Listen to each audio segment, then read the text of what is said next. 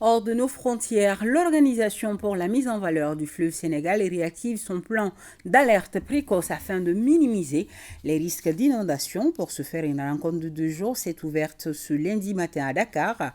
Elle sera sanctionnée par l'élaboration d'un plan d'action harmonisé dont la mise en œuvre devrait permettre de réduire les risques et catastrophes naturelles, singulièrement dans les pays membres de l'organisation. On vous explique tout ça avec nos envoyés spéciaux Mohamed Diarra, Aboubakar Traouri.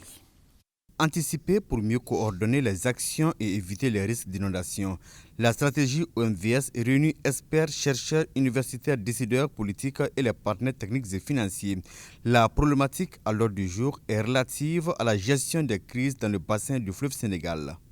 Ces changements climatiques mettent en évidence la nécessité d'une véritable concertation, d'un partage d'expériences, d'une meilleure coordination pour contribuer à faire face à ces épisodes extrêmes et minimiser leur impact sur nos populations. C'est dans ce cadre, Monsieur le Président, que la dernière session du Conseil des ministres, la 75e, tenue en décembre 2022 à Dakar, vous nous avez demandé d'organiser cette rencontre pour une meilleure contribution de l'OMVS à l'effort de nos États pour la gestion des crues dans un contexte marqué par l'effet des changements climatiques.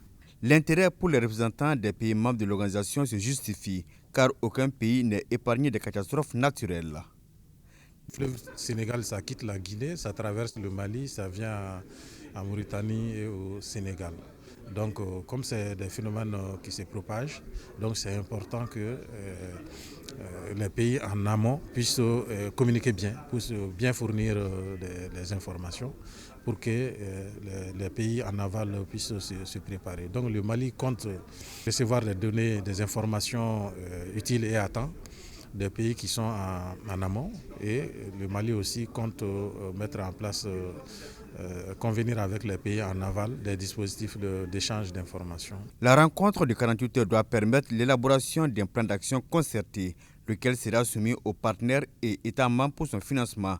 En attendant, le président en exercice du Conseil des ministres de l'OMVS apprécie les initiatives prises et celles en cours pour la bonne marche de l'organisation. Si notre organisation, reconnue au niveau mondial comme un excellent modèle de coopération et de gestion des eaux transfrontalières, doit se montrer davantage plus apte à faire face aux exigences de résilience liées au changement climatique, mais aussi et surtout aux défis de la gestion des crues.